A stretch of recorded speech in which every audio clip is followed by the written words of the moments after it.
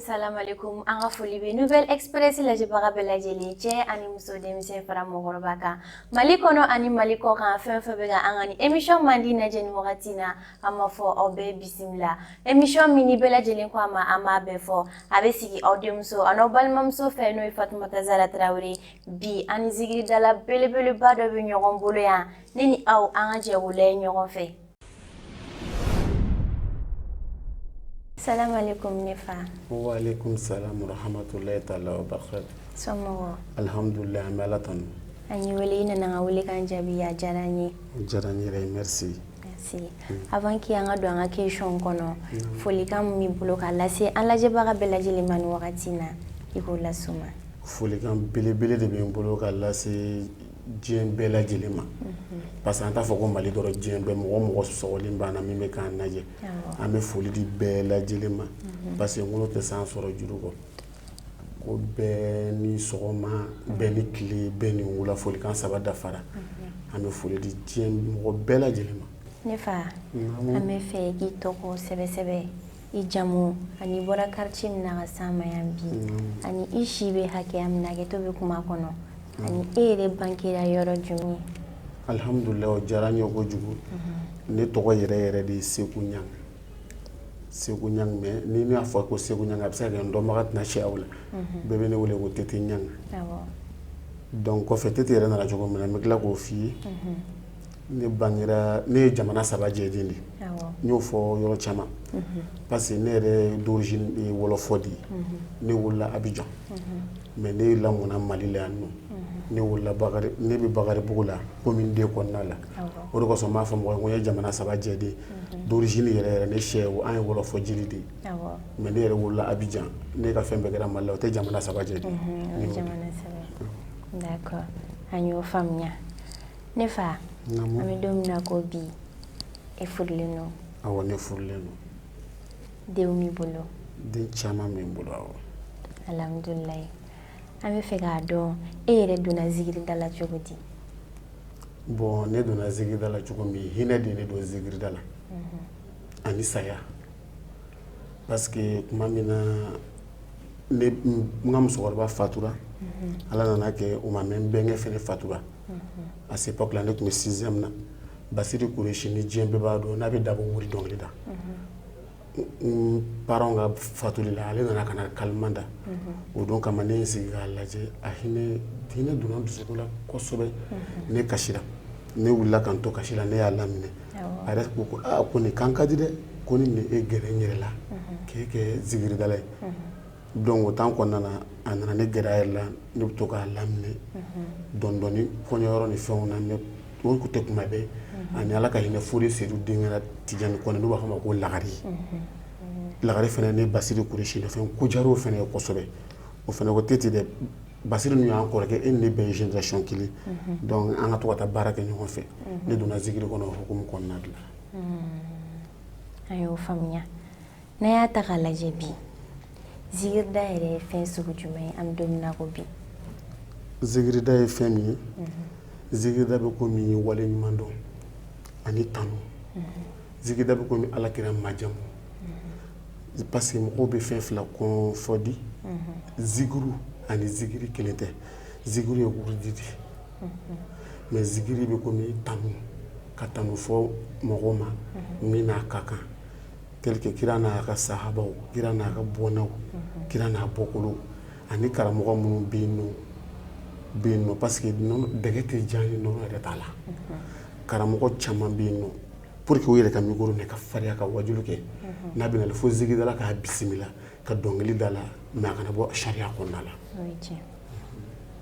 o de zigiri an y'o faamuya sɔrɔ la mais e ko e ye wolofɔ zigi dala de ou bien e ko k'i ye wolofɔ de ne ye wolofɔ de mais i bɛ maliyɛn zigiri da en même temps i bɛ wolofɔw fana ka zigiri da bon n bɛ se ka wolofɔ zigiri da parce que karamɔgɔba dɔ bɛ Sénégal a ma dogo mɔdan cɛ min ye Serigne Touba ye san o san ni Magal sera a denw bɛ ne invité a n'a bɔnnaw komi a den yɛrɛ ma ca tugun a den bɛɛ fatura a bɔnnaw bɛ ne invité ne bɛ se ka dɔnkili da wolofɔ kan na bon den mun an ye wolofɔ ɲamakalaw de an ye wolofɔ ɲamakalaw di an ye ɲangiw di hali sini sɔgɔma Sénégal région dɔ bɛ u b'a fɔ ma ko Diourbel n'i taara yen nɔ jelikuntigi bɛ an waso ni dɔ fatura dɔ bɛ sigi donc o de kosɔn n dun lamɔna Mali la n ka fɛn bɛɛ kɛ n bɛ se k'a da wolofɔ kan na cogo min n bɛ se k'a da bamanankan na ten. D'accord, an ye faamuyali sɔrɔ la an ye faamuyali sɔrɔ la mais i yɛrɛ ɲumana ko Seku Ɲangi i tɔgɔ dɔ ye mais an bɛ fɛ k'a dɔn Tete Ɲangi fɛnɛ nana cogo di Tete nana cogo di. Tete nana cogo min n y'a f'i ye ko ne wulila Abidjan ne wulila Abidjan an tun bɛ du min kɔnɔ Abidjan ne bangera du min kɔnɔ muso dɔ de tun bɛ yen nɔ ko Fakuma ni den bɛ tagama sisan u b'a fɔ ko Tete Tete donc ale tun tɛ se ka Tete fɔ ale ka bamanankan jɛni tɛ ale tun b'a fɔ ko Tete Tete Tete Tete Tete fo ka Tete to ne na donc bɛɛ ye ne wele Tete sa Tete Tete Tete ne yɛrɛ ye n jamu fara kan ko Tete Ɲangi hali n ka album kan n kɛlen bɛ k'o de sɛbɛn a kan. D'accord, an ye faamuyali sɔrɔ la mais i bɛ se k'i kan fila dɔɔni wolofɔ zikiri dɔ la. Awɔ n bɛ se ka n kan fili wolofɔ kan na. D'accord. La ilaha illallah borom jame fal la ilaha illallah mam zebra fal la ilaha illallah borom jame fal la ilaha illallah mam zebra fal. Bravo. Jara trop même. D'accord. Mais an bɛ fɛ k'a dɔn tuguni e yɛrɛ bɛ zikiri genre jumɛnw de da. Bon ne bɛ zikiri genre min kɛ parce que an bɛ don zikiri da la tuma min na n y'a f'i ye Basiri Kureshi de ye ne karamɔgɔ ye an tun bɛ sufi zikiri da de kɛ an tun bɛ taa Seku Lasana de nɔfɛ Segu ani ka fara Mohamed Larabi ka Moti o ye Lagare ka sira ye donc n'an kun taara Seku Lasana fɛ yen nɔ an bɛ zikiri kun da an tun bɛ filen de sigi cɛmancɛ la an bɛ kaliman da f'an bɛ ɲɔgɔn laminɛ ni dɔ y'a bila dɔ b'a ta dɔ y'a bila dɔ y'a ta an tun b'o zikiri genre de kɛ bon hali sisan ne bɛ se o zikiri genre de la kosɛbɛ voilà. D'accord, mais e yɛrɛ ye zikiri da daminɛ ka se bi ma a bɛ san joli bɔ. Bon ne ye zikiri da daminɛ ka se bi ma n'i y'a ta k'a lajɛ maximum a bɛ san 15 bɔ a bɛ san 15 bɔ. Donc bi min bila la. Bi m'an bila la. Ok, manager b'i bolo min b'i dɛmɛ. Bon manager bɛ n bolo min bɛ n dɛmɛ kosɛbɛ ne ka manager ye mɔgɔ 2 de ye wa u 2 bɛɛ ye ne yɛrɛ ka élève ye n yɛrɛ minnu micro ta ka di minnu ma k'u kalan dɔnkilida la o fɔlɔ o ye Cheick Konate n'u b'a fɔ ma ko zikiri Cheick Cheick de bɛ ne ka fɛn bɛɛ publier ale de bɛ ne ka kow bɛɛ ɲɛnabɔ bon o ye réseaux sociaux ta n'a taabolo ye donc mais n ka manager 2nan i b'a fɔ par exemple ni kɔɲɔw bɛ yen ni denkudiw bɛ yen ni fɔliw bɛ yen i bɛ passer sira min fɛ parce que mɔgɔw b'a fɔ ko ne yɛrɛ sɔrɔ man di i bɛ passer sira min fɛ o ye ne ka bɔbɔ kɛ i b'a kalama ni ne bɔbɔ den yɛrɛ jɛra walayi bɔbɔ tɛ mɔgɔ janfa n'o ye Kɔniba Kamate ye u b'a fɔ ma ko ba donc ale de bɛ ne ka o ko ninnu bɛɛ organiser hali ni ne bɛ jouer ni fɛnw na sa ale de bɛ taa fɛn bɛɛ labɛn ne kɔni bɛna a sɔrɔ a banna dɔrɔn k'a daminɛ olu de bɛ komi ne ka manager. D'accord, an y'a faamuya an bɛ don min na ko bi e ka objectif ye jumɛn de ye zikiri da kɔnɔna la. Bon ne ka objectif ye fɛn min ye ka hadamadenw dɛmɛ ka baara wɛrɛ kɛ ka n yɛrɛ dɛmɛ ka n somɔgɔw dɛmɛ min tɛ zikiri yɛrɛ ye ka wari ne bɛ fɛ ka miliyari yɛrɛ de sɔrɔ zikiri kɔnɔna na mɔgɔ minnu bɛ yen nɔ i b'a fɔ ne ni ɲɔgɔn ne u bangebagaw sara ka bɔ denmisɛnnin ma k'u dɛmɛ. O de ka objectif ye. n y'a daminɛ dɛ mais halisa fɔnba tɛ n na mais n bɛ ka n se kɛ o de ye ne yɛrɛ ka objectif ye ko in kɔnɔna la. Halisa an bɛ dugawu kɛ Ala k'a nɔgɔya. Amina yarabi. Ok, i ka zikiri da daminɛ i kelen de la ou bien i y'a daminɛ ni groupe de. Bon ni y'a daminɛ komi n y'a f'i ye cogo min Basiri Kureshi nɔfɛ o tun ye groupe ye mais tuma min na n yɛrɛ sɔnna n ko sera kuma se kosɛbɛ mais ko n kɔgɔra dɔɔni n'a sɔrɔ ni n tun kan ka kɛ mɔgɔ ye n ye temps sɔrɔ donc n yɛrɛ ye n ka groupe former n yɛrɛ ye fɛrɛ min n yɛrɛ ye o groupe kɔnɔna la denmisɛnnin caman tun b'a la minnu taara a bɛ laminɛ cogo min na minnu taara a bɛ kɛ cogo min na ne y'olu caman dɛmɛ alhamdulillah olu yɛrɛ bɛ ka dɔnkiliw daw yɛrɛ fo bɛ ka kilibo kɛ mais an don min na ko bi I kelen de b'i ka zikiri da n kelen de bɛ n ka baara kɛ komi ne bɛ se a fila bɛɛ lajɛlen na ne bɛ se zikirida la o jeli dɔnkili tɛ k'a daminɛ bajuru la ka na alifa maki la ka na alifa yaya la ka na lanba la ka na taara la ni ne y'a da i ɲɛna I b'a fɔ ko ayi ko zikirida mankan tɛ yen ne fa I ma bɛɛ de kɛ voilà Ala k'a bɛɛ nɔgɔya yarabi amina zikirida kɔfɛ I bɛ ka baara wɛrɛw kɛ si n bɛ ka baara wɛrɛw kɛ parce que n bɛ projets la n bɛ ka bitigiw kɛ ka kɛnkɛyiriw kɛ mais komi e da sera yɔrɔ ma n b'o f'i ye n'o tɛ n kɛ man di k'o fɔ antenne sanfɛ parce que zikirida tɛ kuma bɛɛ zikirida tɛ kuma bɛɛ ani fɛnɛ Sikasokaw ko cɛfarinya de ye siya ye ko dɔ bɛ sa dɔ bɛ wuli ni wagati dɔ sera e b'i t'a la bi mais sini mɔgɔ wɛrɛ bɛ se ka wuli sini kɛnɛ mɔgɔ wɛrɛ bɛ se ka wuli kunun tɛmɛna an bɛ bila sini bɛ Ala bolo don dɔ bɛ na kɛ par exemple mɔgɔ tɛna dɔn yɛrɛ k'i ye zikiridala ye donc n'o y'a sɔrɔ baara wɛrɛ b'i bolo peut-être que b'i yɛrɛ dɛmɛ n'o ye. O ye tiɲɛ d'accord Tete Ɲang naamu an y'a ye relation tɛmɛna I ni zikiri Cheick cɛ komi I yɛrɛ da sera a ma sisan mais an bɛ fɛ k'a dɔn o relation donna I n'a cɛ cogo di bon relation donna ne ni zikiri Cheick cɛ cogo min na ne tun bɛ zikirida kɛ Bangaribugu ne bɛ kɔɲɔw kɛ n bɛ denkudiw kɛ commune 2 kɔnɔna la Cheick an bɛɛ bɛ quartier kelen na an nana ko Tete ko fɛn min ne bɛ fɛ ka kɛ zikiridala de a don ne yɛrɛ ne ko Cheick ne bɛ fɛ ka kɛ zikiridala ko si k'ale bɛ fɛ ka kɛ zikiridala a bɛ taa ne nɔfɛ kɔɲɔyɔrɔw la a bɛ ne lamini a bɛ fɔli kɛ ne kɔfɛ donc don kelen kɔɲɔ de nana fɔni o y'a sɔrɔ ne taara Libreville ne tun bɛ Gabon donc muso ye ne wele ka ne to Libreville ko Tete ko sinikɛnɛ anw ka kɔɲɔ ye dɛ ne ko ne b'a kɛ de n ko kɛ di masa ye ale n ko n b'a fɔ di masa ye ale n ko ne ba n ko ne voyage nin don dɛ n ko mais n ko n bɛna solution ne ko Cheick n ko fɛn min ne voyage nin don n ko ne ɲinɛna mɔgɔw ka kɔɲɔ kɔ koyi ne ma programme jateminɛ Cheick ko Tete ka ne to yan ka na siran a bɛ na ko ne tɛ se k'a kɛ yan ne ko e bɛ se a ko a bɛ se donc ale y'a kɛ ne ko n k'a ye taa u ye minɛnw fara ɲɔgɔn kan ani groupe mɔgɔ tɔw taara ka taa fɔli kɛ donc kɔɲɔ bannen muso ye ne wele ko Tete k'an kɔni t'i wele i ma na a ma diya an ye mais i ye min bila ka ne ka pitini a bɛ se dɛ wa a bɛ se e ladege cogo hali ka ze so a bɛ s'a la wa ne ko wa n ko Cheick n ko wa n'i ka kalandenya banna bi n ko nin kɛra fɔli kɛra n ko ni kɔɲɔ 2 sɔrɔ de bɛ taa 1 kɛ fo ka na se bi ma f'a yɛrɛ bɛ fɔliw sɔrɔ a yɛrɛ f'a bɛ fɔliw yɛrɛ sɔrɔ ka tila ka ne yɛrɛ wele don dɔ la dimanche dɔw fɛ a bɛ ne wele Tete karamɔgɔ a ma deli ka n tan tɔgɔ ma karamɔgɔ e bɛ min bi n ko ne tɛna taa yɔrɔ la bi dɛ n ko ne bɛ so bon ne bɛ dɔ la an ka taa kɛ ɲɔgɔn fɛ bon ni ne y'a wele k'a fɔ n ko karisa ni kɔɲɔ de bɛ ne bolo taa kɛ ne kan ka voyager parce que ne ka voyage ka ca taa kɛ ne kan ka voyager a b'a fɔ n tun bɛ dɔ ta la sisan mais n bɛn'o di mɔgɔ wɛrɛ ma e ko ko ka taa min kɛ n bɛ taa kɛ ni mɔgɔ ye ne bonya dɔrɔn ne bɛ se ka munuma ye ne bɛ se ka n kolon ye o ye relation donc kalanden yɛrɛ tɛmɛna karamɔgɔ la kalanden bɛ fɛ ka tɛmɛ karamɔgɔ la dɛ ko k'a foli belebeleba bɛ yan a bɛ fɛ ka tɛmɛ karamɔgɔ la dɛ an ka foli bɛ zikiri Cheick ye nin wagati in na Tete Ɲang est-ce que page Facebook ni compte YouTube dɔw b'i bolo bon o ko ninnu tun ma diya ne ye kosɛbɛ compte tɛ ne yɛrɛ bolo ne bɛ fɛn o fɛn kɛ fana kɛra WhatsApp minnu ka numéro bɛ n numéro bɛ minnu kun mais ne yɛrɛ filɛ nin ko ne yɛrɛ kan ka compte numéro fɔ fɛn min ne t'a dɔn ne bɛ Facebook kan mais n t'a dɔn parce que ne jatigikɛ dɔ bɛ yen nɔ ni mɔgɔ ka di mɔgɔ ye a bɛ se ka diɲɛ fɛn bɛɛ k'i ye mais n'i man di mɔgɔ ye i seginna ka fɛn bɛɛ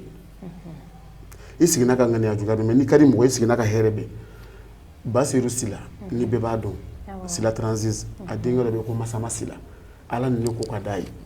a ko Tete ne ko e t'i yɛlɛ Facebook sanfɛ ka taa TikTok sanfɛ i k'i ka fɛnw bɔ i ka albumu bi i ka fɛnw bi i ka clipw bi e t'i ka fɛnw bila mun na ne ko ne tɛ nin fɛn ninnu ɲɛ dɔn ne ka kalan ma se ninnu ma o yɛrɛ ka bɔ yen bon ne y'a ye n bɛ to ka yɛlɛ ɲɔgɔn buruja min bɛ nin fɛn sanfɛ ne bɛ siran a ko k'o tɛ kɛ o de ye ne ka compte dayɛlɛ ne Facebook sanfɛ hali ni ye ne ka video ye Facebook sanfɛ walima ka ne ka image ye Facebook sanfɛ c'est que ne taara kɔɲɔ de la ou bien denkun na ou bien concert la ne ye dɔ fasada a tigi yɛrɛ y'a ta a y'a bila a ka page sanfɛ n'o tɛ ne tɛ hali ne tɛ publication kɛ voilà Basiru Sila den fɛnɛ ni ne bɛ concert la ale de bɛ tugu ne kɔ malgré que n jatigikɛ don n ka boss yɛrɛ don ale bɛ fɛn caman kɛ n ye a b'o bɛɛ to yen k'a ka téléphone ta ka taa ne filmer ni ne tilala ka publication kɛ n ye k'a sila bi b'a waga ka ne k'a ka foli belebeleba bi yan. An ka foli b'a ye. D'accord. Mais clip ou bien il y a concert dɔw kɛ yan? N ye concert kɛ. N ye concert caman kɛ. Ni bi yɛrɛ tɛ zikiri concert n'i kun y'a kɛ n'i kuma tɛ tɔgɔ k'i ka affiche la i tɛ jama sɔrɔ. Wal e kana kuma tɛ wallahi. Ni zikidala fɛn fɛn dédicace bɛ n'u ɲininkana ko jɔn ni jɔn b'a la Tete Ɲangi b'a la n ko ye diyagoya ye parce que n'i kun ye Tete Ɲangi wele Tete Ɲangi n'a ka jama de kun bɛ s'i ma. N'i ye ne wele dɔrɔn i ye commune 2 wele i ye Bakaribugu wele i ye zone wele i ye Kɛnzamugu wele kɛrɛnkɛrɛnnenya i ye Madinɛkura Misira wele. N ye concert caman kɛ. Bon n bɛ se k'a fɔ fana zikidala fɔlɔ min bɛ yen n m'a fɔ n ko zikidala ma bɔ a yɛrɛ ye ka taa concert kɛ dɛ mais Mali kɔnɔ wele sera zikidala fɔlɔ min ma ko na i ka taa concert kɛ kɔfɛ o fɔlɔla Tete de la parce que Mali alimami u cɛ 200 u taara formation na Maroc tuma min na formation banna ko bɛna soirée k'u ye ko ka zikidala dɔ invité ka bɔ Mali la min bɛ taa dɔnkili da bɛɛ da bɛn'a kan ko ka ne de wele u ye ne wele ne taara o kɛ Araba wura ka wura yɔrɔ min na. Donc ne ka tagalen ne fa in cɛsirilen don dɛ. Ala ka bɛɛ nɔgɔya halisa. Ami. D'accord. Gɛlɛya bɛ fɛn bɛɛ la i n'a fɔ nɔgɔya bɛ fɛn bɛɛ la. Ne fa ye gɛlɛya jumɛn sɔrɔ a ka zikida kɔnɔna la? Bon ne ye gɛlɛya camanba sɔrɔ parce que ne bɛ wuli tuma min na Ala bɛ ne se baara in na tuma min na k'a dawula di ne ma tuma min na mɔgɔ tun bɛ k'a kɛ o kuma k'i donnen don a kɔnɔna na presque a bɛɛ tun ka kɔrɔ ni ne ye. N'i kun y'a lajɛ o wagati la fɛn fɛn tun bɛ zikiri da k'i dɔnnenba don Mali kɔnɔ ne kun y'u bɛɛ la denmisɛnnin fitinin bon e bɔra n'o ko ninnu kɛra fɔlɔ complexe dɔɔnin bɛ na i la. Filanan mɔgɔ ŋara kɔrɔbalenba tɛ kurakurani wulitɔ fɛ o gɛlɛya ni dɔɔnin ye sɔrɔ a ko kɔnɔna na mais faamuyalibaliya kun don o kɛla k'a faamuya k'a fɔ ko ni Ala ye min di min ma i seko t'o la mɔgɔ i k'o to yen donc o kɔni gɛlɛya dɔɔnin ye sɔrɔ min ye a tilala ka tɛmɛ tile mana gɔni a bila ka sumaya. I ye nɔgɔya jumɛn fɛnɛ sɔrɔ a la? N ye nɔgɔya caman sɔrɔ a la parce que hali k'a da n ye Ijibiye sɔrɔ a la ka n ba la hijo tɛ belebeleba ye. O ye belebeleba de ye. Tɛ kumababa ko la bon Ala ye jatigiw di yan a kɔnɔna la tel que Masamasila b'o la Segu Jige b'o la Papi Jabira ninnu b'o la cɛ kunda quoi kunda hali ni ne kan ka taa Kayi ninnu bɛ avion bɛɛ san ka di ne ma avion bɛ se yɔrɔ o yɔrɔ ne jatigiw tɛ sɔn a baara ne ka kari kɔnɔ ka taa donc n y'o nɔgɔyaw sɔrɔ a la ka se ka n ka duwawu san n'a ye parce que ne ye den kelen de ne kelen de bɛ n ba bolo ne b'a ka fɛn bɛɛ ye ne de ye bɛɛ de ye ne de ye hali ne taara tunga fɛ ni ne ko n bɛ sigi ne ba bɛ ne wele a b'a fɔ Tete ne taara jɔn bɛ ne bolo yan ne b'a fɔ mama ne bɛ na hali k'a daminɛ min sɔrɔ a la ni 20 ni 10 sɔrɔ a la n bɛ n ka duwawu ɲini n'a ye o bɛɛ y'a hɛrɛ belebeleba dɔ ye. O y'a hɛrɛ belebeleba ye. D'accord an y'o faamuya. Tete Ɲangi yɛrɛ ka idole ye jɔn ye Mali zikidalaw la? Bon ne ka idole ye mɔgɔ min ye a tigi bɛ tiɲɛ sɔn ne bɛ nkalon sɔn. Ne ka idole tun ye Fode Seydou den de Tijani Kɔnɛ ni bɛɛ ko a ma ko Lagari. Ne ka idole yɛrɛ tun ye Lagari yɛrɛ wallahi ale tun b'a fɔ ko Muhamadu ikilu alakira kamilu ikilu kamilu Mamadu tɔgɔ fɔra cɛni kira tɔgɔ fɔra ne fari bɛ yɛrɛ Ala ka hinɛ la ne ka idole tun ye ale de. D'accord mais depuis ale taara i ma mɔgɔ ye min diyara i ye ka tɛmɛ ale kan? Bon n ye mɔgɔ ye min diyara n ye parce que zikidala fɛn bɛ Mali kɔnɔ n'i y'a tɔ ka lajɛ 100 sarada la u caman ye hɔrɔnw de anw ye ɲamakala ne ye ɲamakala de u cɛla n'u caman ka denkundi n'u ka kɔɲɔw n'u ka fɛnw bɛ yen a micro bɛ to ne de bolo ne de b'a dɔnkili da ka wari bɛ minɛ ka taa n'a ye n ka so o caman diyara n ye n bɛ profiter n bɛ Solo Jara fo Bayaya de ni n sera a ma diɲɛ ko o ko la a b'a ɲɛnabɔ n bɛ Basidi Kureshi fo n bɛ Nuhu Danbele fo c'est-à-dire zigidala bɛɛ ka di ne ye u bɛɛ ka di ne ye wa n bɛ fɛ ka k'u ɲɔgɔn ye n bɛ fɛ ka tɛmɛ u la fɛnɛ parce que o de ye dusukolo yɛrɛ yɛrɛ baara in kɔnɔ. D'accord, mais collaboration tɛmɛna e ni zigidala jumɛn cɛ? Bon ne ni zigidala bɛɛ ka di ne ni zigidala bɛɛ ka di ni ko ni zigidala bɛɛ ka di kuma bɛɛ n'a fɔcogo don parce que ne ni Solo Jara ani Racine Sall anw de ye liti kɛ kuma dɔ la ka Mali zigidala bɛɛ fara ɲɔgɔn kan ka président kɛ Racine ye bon ala nana kɛ fɔɲɔgɔnkɔ fitina na don groupe kɔnɔna na groupe kun cɛ n'o tɛ collaboration kɔnɔna na zigidala bɛɛ kun bɛ a kɛɲɛ kun bɛ ne de bolo ne de kun b'a fɛnw bɛɛ noter a bɛɛ tun sɛbɛnnen bɛ ne bolo donc ala nana kɛ ni fini nɔgɔyara a bɛ ko so kɔnɔ quoi fili dɔɔni donna mɔgɔw ni ɲɔgɔn cɛ groupe cira mais an bɛ sisan komi sisan don min na ko bi n'u danbɛli de kɛ n'o ka groupe dɔ sigi o groupe kɔnɔna la Mali zigidala a fɔlikɛla bɛɛ bɛ groupe kɔnɔna la ta kɔnɔna la an bɛ réunion kɛ o collaboration kɔnɔna la n'o réunion bɛ an bɛ ɲɔgɔn ye an b'an ka balimaya n'an ka sinjiyaw kɛ bon ne yɛrɛ tɛ ten zigidala minnu ka numéro bɛ ne bolo ni mɔgɔw nana kɔɲɔ fɔ n bɛ cahier ta k'a sɛbɛn bon dimanche karisa e ka taa u bɛ ne ni zigidala denmisɛnnin caman cɛ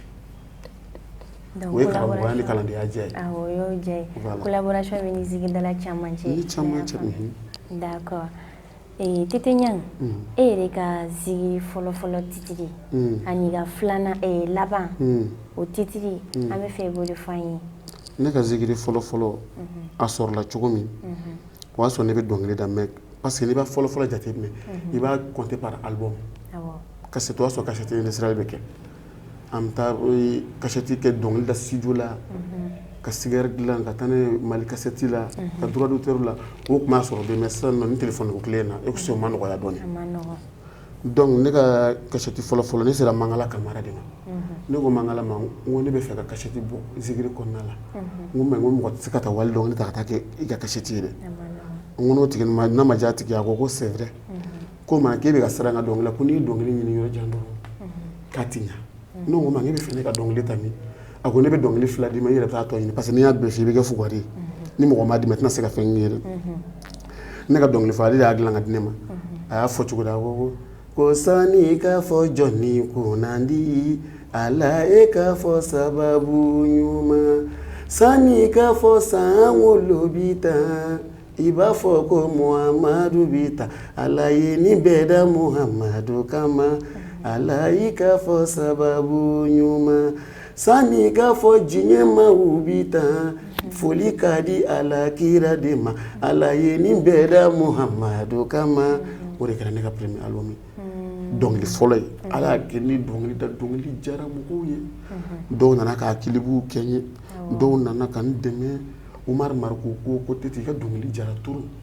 an b'a tɔw dilan sisan nɔ ka taa studio la ko dɔnkili filanan ne ko Mangala ne t'a bɛɛ fɔ n ye ko non ko n bɛ filanan f'i ye n bɛ dan ye ko ala kira kanuba ye waraba ye ni k'i b'o kɛlɛ i tɛ so la dɛ donc o farala kan ko tɔ k'a ta ne yɛrɛ taara tɔw recherche kɛ album bɔra dɔnkili diyara mɔgɔw ye mɔgɔw nana a ko wagati a kɛra a b'a fɔ ko mɔgɔ wɛrɛ tɛ Bamakɔ ni Tete yɛrɛ tɛ Tete ayiwa n k'a kana taa n den dɔnbagaw ma o ye n ka dɔnkili fɔlɔ ye bon n ka dɔnkili filanan ma bon n bɛ fɛnw kɛ n ye dɔnkili min da o kɔfɛ n'a diyara mɔgɔw ye n ye saya dɔnkili da ka cɛfagacɛ da parce que saya dɔnkili n bɛ se k'a fɔ o de kama yɛrɛ Seydou ni Mali ye n wele k'an kɛ meilleur clip de l'année ka Tamani d'or di yan saya mana na i ma don min na u b'i siri ka sange la i seko tɛ ni ɲɛ dara zara i la kan i bɛ sira ni ɲɛ sura mɛlɛkɛ in kan i bɛ sira donc n y'o kɛ k'o kɛ clip ye o y'a sɔrɔ Tamani d'or bɛ kɛ a ma di ne ma ko zigiri dɛ a kɛra meilleur clip de l'année de ne y'o Tamani d'or ta c'était en 2014 voilà donc laban san ma taa studio la min kɔfɛ o ye cɛfagacɛ de ye cɛfagacɛ badara dimina badiri kɛlɛ don ali kelen ka ba muru ta kabako o ja cɛw tunu na koyi o ye cɛfagacɛ ye d'accord an ye faamuya sɔrɔ nin bɛɛ la an bɔra ka Tete Ɲang ka nin son dumanba minnu lamɛn sisan a diyara trop trop même donc halisa an bɛ dugawu kɛ ala ka dɛmɛ di ne fa ma yarabi amina yarabi D'accord. Et les inspiration naturelle. C'est-à-dire, il va doit pour que ne ka dɔnkili da yɛrɛ fo ne dusu ka kasi de. Ni ne ma dimi dɔrɔn ne se ka dɔnkili da. M'a fɔ ka minnu bɛ n kɔnɔ ka kɔrɔ dɛ. Mais ni dissection dɔnni ye ne sɔrɔ dɔrɔn ne bɛ se ka dɔnkili da. Ni ne sɔn jara dɔrɔn ne bɛ miiri dɔrɔn ne bɛ se k'o dilan k'o kɛ dɔnkili ye ten tɔ. Par exemple ne yɛrɛ mana dimi ne bɛ taa n sigi dɔnkili ne sina fɔ ten tɔ. Ngo fi dununya asanatan fi dununya asanatan ni ye ne ba ka saya dɔnkili ye sa fi dununya ne ma ɲina ne woloba kɔ u tun m'o wele ɲɔgɔn ci ni ale mɛna a ka saya bana la a sɛgɛn n'a ka saya bana la ɲɔgɔn ci ni fatura alamusa a ka janaja bɛna jumajigi ma ne kali fara wolobatigo ma ko ye e fi dununya c'est-à-dire ni ko de ye ne sɔrɔ ne bɛ se ka dɔnkili da n'o tɛ ne joilen ba tɛ si dɛ voilà. An y'o faamuya an bɛ dugawu kɛ halisa Ala k'an ba dayɔrɔ sumaya. Amina yarabi. D'accord. I tɛ ɲani. An y'a ye zigidalaw ka ca Mali kɔnɔ kojugu. Dɔw ye zigiri kɛ fɛn sugu wɛrɛ ye. An dun y'a ta k'a lajɛ zigiri ye Alakira majamukan de komi i y'a fɔ cogo min na. Mais an bɛ fɛ i ka dɔ walawala an ye dɔɔni. Mɔgɔ minnu bɛ zigiri kɛ fɛn wɛrɛ ye munna u b'a kɛ ani minnu b'a dɔn ko Alakira majamukan don ani olu fɛnɛ ka côté. Bon minnu bɛ zigiri tiɲɛna yɛrɛ tiɲɛna kosɛbɛ kosɛbɛ parce que n'i ye fɔlɔ zigiriw ta ka sisan taw ta k'a lamɛn a dɔw yɛrɛ i t'a dɔn ko zigiri u b'a fɔ u kɔni b'a fɔ mɔgɔ ye dɔrɔn zigiri don mais ne yɛrɛ bolo a dɔw ye bamanan dɔnkiliw de a caman ye bamanan dɔnkiliw de ne yɛrɛ bɛ jeliya kɛ ne yɛrɛ bɛ mɔgɔw bɛ ne yɛrɛ wele teti an ye wele an bɛ wele ka na zigiri da dɛ an bɛ fɛ ka na sumu de k'an ye n bɛ sumu fɔlikɛminɛnw wele n bɛ na sumu kɛ mais ni min ko ka taa kɛ zigiri fana n b'o fana kɛ mais zigiri yɛrɛ tɛ ka datugu ne yɛrɛ bolo ne fa ka foli belebeleba bɛ yan sali bɔra marasini sali o de kɔsɔn a yɛrɛ ye retiré dɔɔni i b'a dɔn ko zigiri tɛ ka da Mali kɔnɔ bilen zigiri dala cayara foyi tɛ k'a kɛ faamuyali ni kalan ma labɔli de kɛ o de bɛ k'a kɛ donc ni min nana tile fila ka na tugu zigiri dala dɔ kɔ dɔrɔn tile sabanan u b'a fɔ ko bon ne yɛrɛ kɛra champion ye mais anw bɛna kalandenya la dɛ halisa an bɛ kalanso kɔnɔ o b'a fɔ ne yɛrɛ kɛra champion ye donc n'o bɔra sa ni kuma min bɛnna o ko n'o kama o b'o de fɔ ni kuma min jiginna o kɔnɔ o b'o de fɔ n'o tɛ ni zigidala taara kɛ jinɛ dɔnkilidalaw ka folikɛla ye yɔrɔ o tɛ zigidala kɔni bilen b'u ka yafa n ma dɛ bɛɛ n'i ta yɛrɛ sɔrɔ cogo don mais ne kɔni bolo zigiri yɛrɛ tɛ ka da Mali kɔnɔ tugun walayi zigiri an bɔra zigiri hukumu kɔnɔ a bɛnna pour que i ka zigiri yɛrɛ min i tulo la sisan nɔ f'i ka taa zigidala minnu bɛ karamɔgɔw kɛrɛfɛ n'olu bɛ kalanso kɔnɔ halisa ni karamɔgɔ de b'u guider k'a fɔ karisa y'a kɛ tan y'a kɛ tan i b'a fɔ karamɔgɔba ninnu olu kɔni ka zigidala olu ma sira bɛɛ dɔn mais minnu bɛ tugu kari kɔnɔna ni fɛnw na a caman tɛ zigidala dɛ bon komi bɛɛ n'i ka fɛn don d'accord an y'o faamuya e yɛrɛ ka projet ye jumɛn ye don n'a nataw la bon ne ka projet ye fɛn min ye ka studio baw dayɛlɛ n y'o f'i ye ka hadamadenw dɛmɛ komi mɔgɔw ye ne yɛrɛ dɛmɛ kabini ne wolola mɔgɔw bɛ ka ne dɛmɛ kabi ne bangena don min na fo bi hadamadenw de bɛ ka ne dɛmɛ cogo bɛ ka ne dɛmɛ bon ne ɲuman sara tɛ ma ko ne fana bɛ fɛ ka mɔgɔw dɛmɛ walahi o de ka di ne yɛrɛ yɛrɛ ka denmisɛnnin caman kalan zigiri la i b'a fɔ ne yɛrɛ b'a kɛ cogo min na dɔw bɛ n bolo n'i y'a ta k'a lajɛ ne ye mɔgɔ caman dege mais komi Bamakɔ bɛɛ bɛ ne ka sira fɔlɔ cɛman na ne ye Sɛki Konate donc a n'a ɲɔgɔn caman ka denmisɛnninw former zigirida la ka denmisɛnninw dege baara wɛrɛ la hali min tɛ zigirida ye voilà o kɔni ne ka projet la kosɛbɛ kosɛbɛ yɛrɛ n y'o de f'i ye kuma daminɛ na n ko n bɛ fɛ ka miliyari caman sɔrɔ ka hadamadenw dɛmɛ parce que diɲɛ ye fitinin de voilà. Ok an ye faamuyali sɔrɔ o la an bɛ ɲini ka se émission kuncɛyɔrɔ ma folikan laban min b'i bolo ka lase i ka fanu bɛɛ lajɛlen ma i b'o lase u ma. Bon folikan min bɛ ne bolo ka lase mɔgɔw ma n bɛ n ka fani cɛ ni muso denmisɛnnin ani maakɔrɔba n bɛ bɛɛ lajɛlen fo parce que kabi Tite ko daminɛna fo bi fo ka taa se nin sigiyɔrɔ in ma bɛɛ y'i se kɛ Aruna Sangare m'a fo kosɛbɛ Sangare bari filakɛ ni layidu filakɛ ni million caman ka di anw zikiri dalaw ma Lala ni Abiden na foli d'a ma